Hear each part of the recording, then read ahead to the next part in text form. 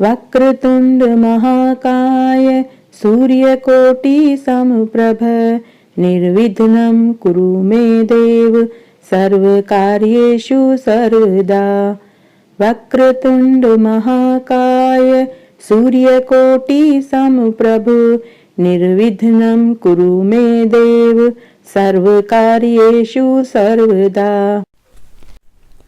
राधे राधे, जय श्री कृष्णा। मैं सीमा सिंह आप सभी धर्म प्रेमियों को सादर प्रणाम करती हूँ। आज मैं आपको माघ मास की पुण्यफल देने वाली एक पवित्र कहानी सुनाने जा रही हूँ। मुनि वशिष्ठ ने राजा दिलीप से कहा कि हे राजन, आज मैं तुम्हें माघ मास के संबंध में एक प्राचीन कहानी सुनाने जा रहा हूँ।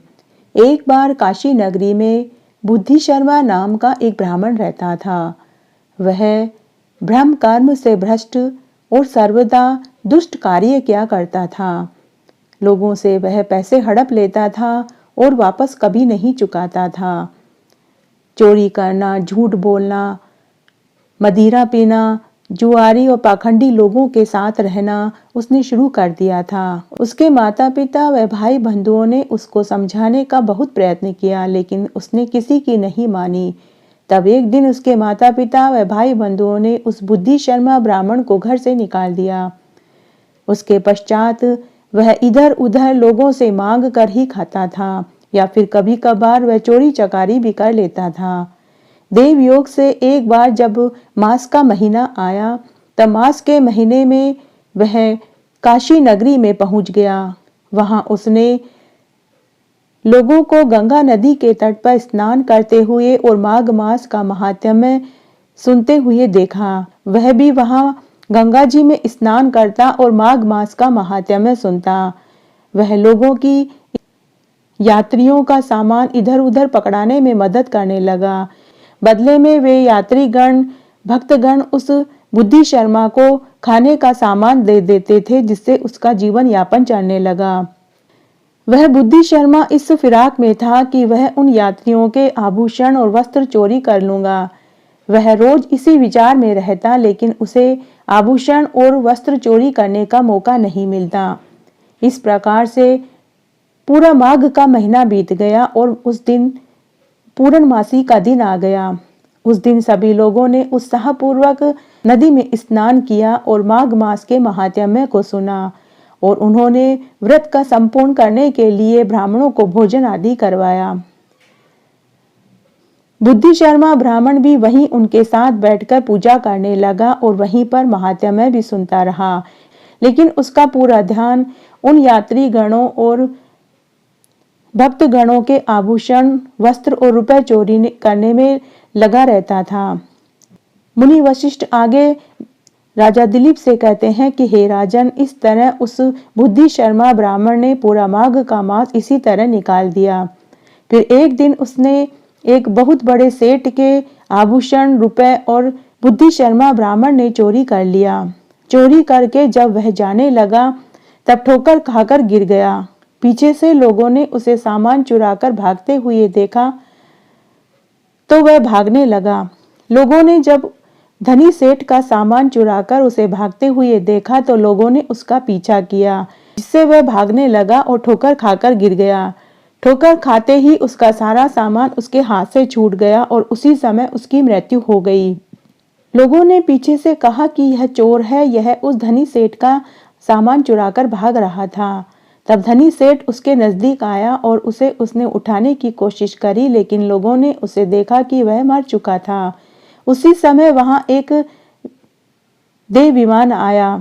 बुद्धि शर्मा ब्राह्मण दिव्य देह धारण करके उस विमान में बैठ गया और जाने से पहले उसने सभी यात्रियों और भक्तगणों को प्रणाम करके बोला कि आपकी कृपा से ही मुझे ये देह प्राप्त हुई है और मैं अब विष्णु लोक को जा रहा हूँ।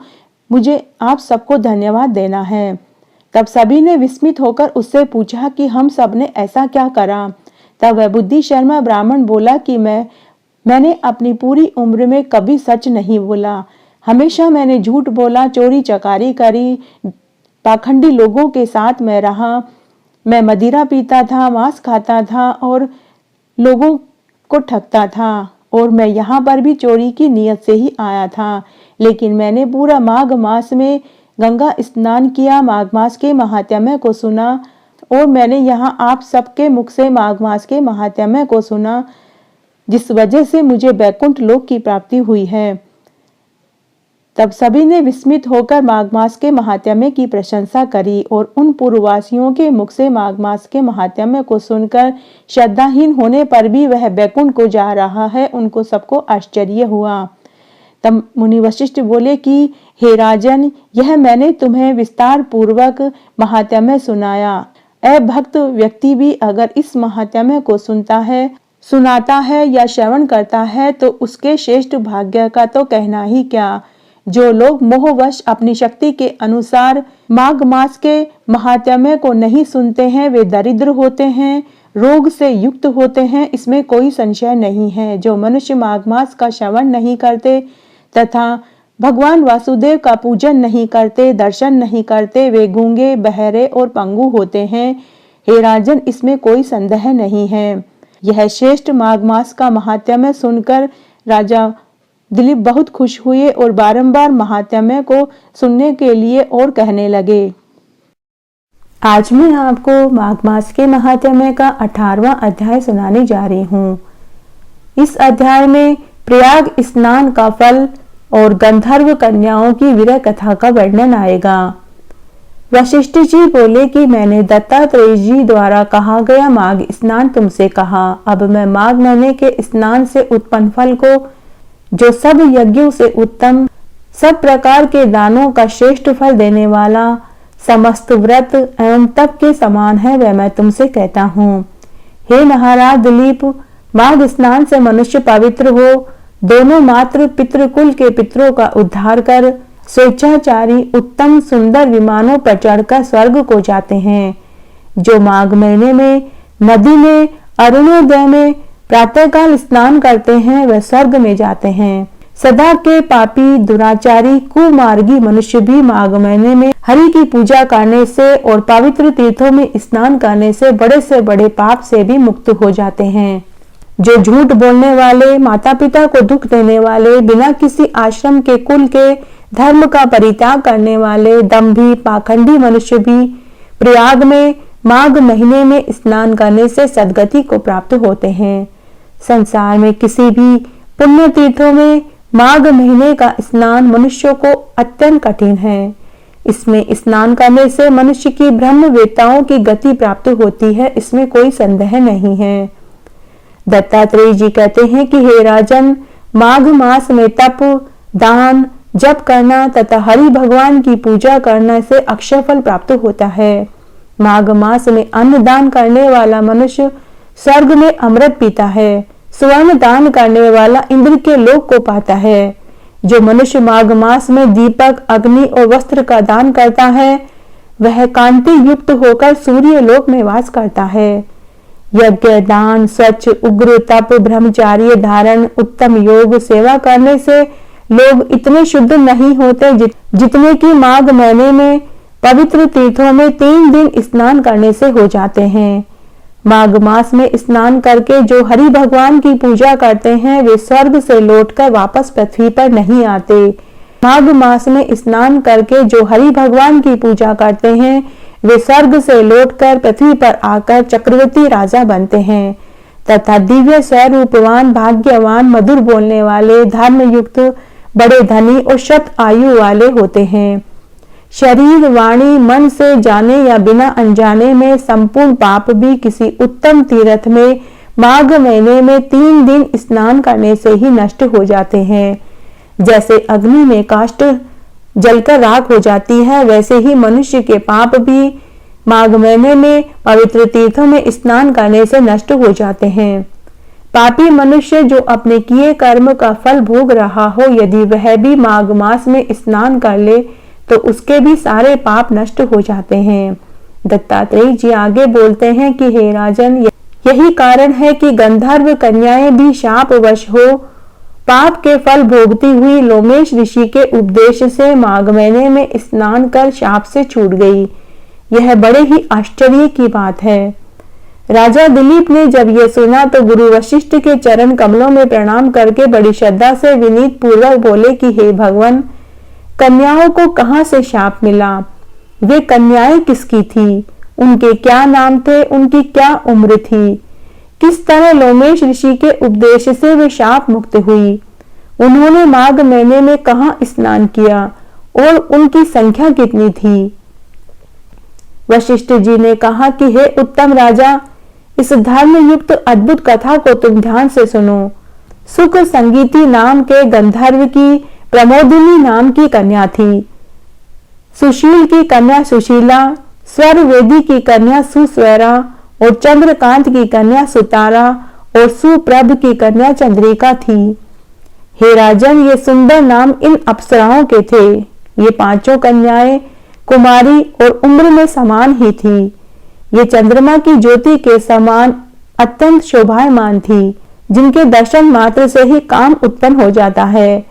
ये चंद्रमा के समान बड़ी स्वच्छ और उसके समान ही अमृत जैसी रस युक्त थी, जो नैनों को आनंदित करने वाली अति ललित बड़ी सुंदर उठे हुए पयोदर वाली कमलिनी के समान थी।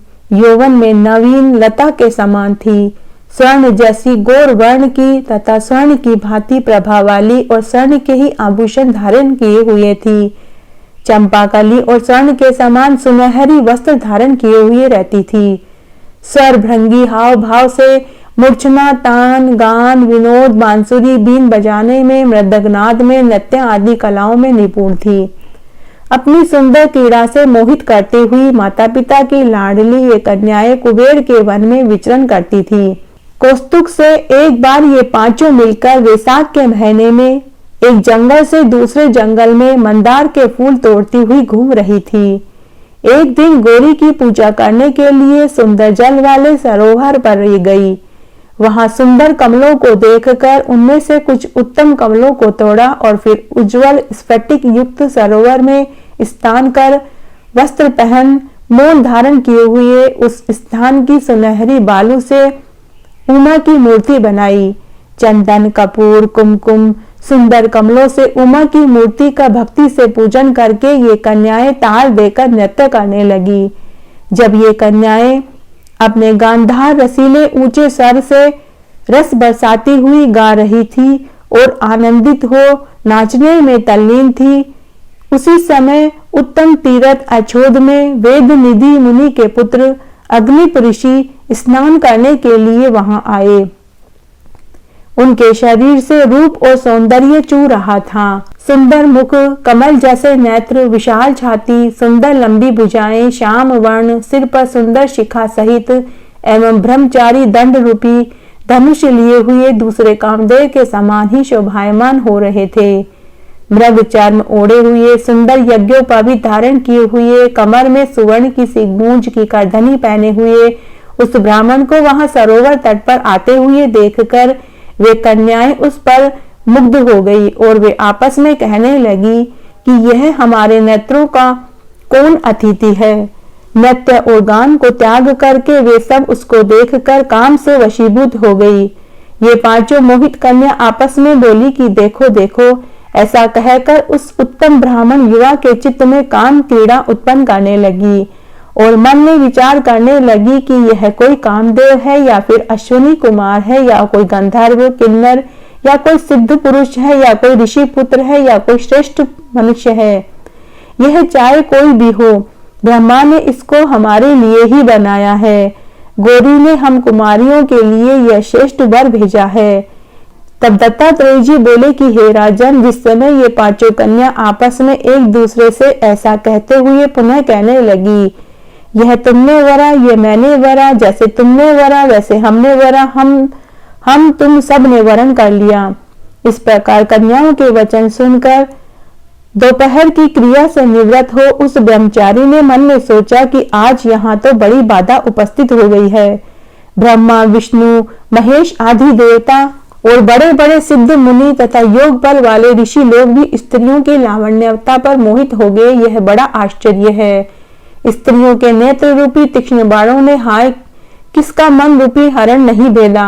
जब तक नीति एवं बुद्धि दृढ़ है, पाप आदि से भय है तथा दृढ़ चित्त है, कुल की मर्यादा और तप की गंभीरता रहते हुए तब तक मनुष्य यम नियम का पालन करते हुए जब तक कि स्त्रियों के नेत्र रूपी बाणों से काम मनुष्य शीघ्र बेधा नहीं जाता।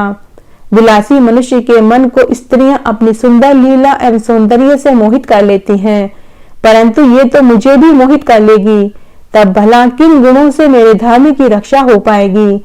स्त्रियों के मांस, रक्त, वीर्य, मल मूत्र से बने इस घिनौने अशुद्ध शरीर में कामी लोग सुंदरता की कल्पना करके मूढ़ चित्त वाले रमन करे तो श्रेष्ठ है।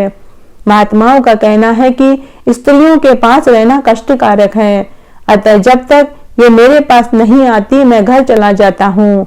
जब तक वे वरांगनाएं उसके समीप न आने पाई कि वह बटुक पहले ही वैष्णव प्रभाव से अंतर्ध्यान हो गया।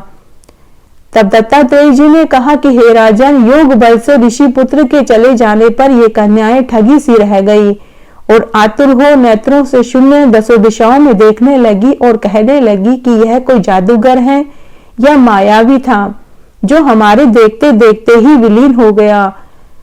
तब से सब हृदय की विरह अग्नि से व्याप्त होकर कहने लगी, हे कांत, जादू की माया छोड़कर हमें अपना दर्शन दो। हाय, क्या ब्रह्मा ने हम लोगों को कष्ट देने के लिए ही तुम्हारी रचना करी थी? क्या तुम दया रहित हो जो हम पर तुम्हारी रुचि नहीं है? क्या तुम धूर्त हो या हमारे मन को चुराते हो? क्या तुम हम पर विश्वास नहीं करते या तुम हमारी परीक्षा ले रहे हो? क्या तुम कलाओं में होशियार हो या माया में चतुर हो? क्या किसी के चित्त में घुसकर उसमें से निकलना नहीं जानते? हम निरपराधियों पर क्रोध क्यों करते हो? क्या दूसरों को धोखा देने से तुम्हारे हृदय को शांति मिलती है? हे हृदयेश्वर, तुम्हारे दर्शन के बिना हम जीवित नहीं रह सकते। हम तुम्हारे दर्शन की आशा से ही जी रहे हैं। आप जहां पर भी हो अपने पास दया करके हमको भी शीघ्र ले चलो और अपने दर्शन देकर हमारे वियोग रूपी संतान को शीघ्र ही हर लो, क्योंकि सज्जन लोग किसी वियोगी के विनाश को नहीं देखते। इस प्रकार वे पांचों अप्सराएं काम के वशीभूत होकर आपस में विलाप करने लगी। इस तरह आज मैंने आपको माघ मास के महात्म्य का 18वां अध्याय सुनाया। मेरे साथ बने रहने के लिए आपका धन्यवाद। आगे के महात्म्य के लिए भी आप इसी तरह मेरे साथ बने रहें। धन्यवाद।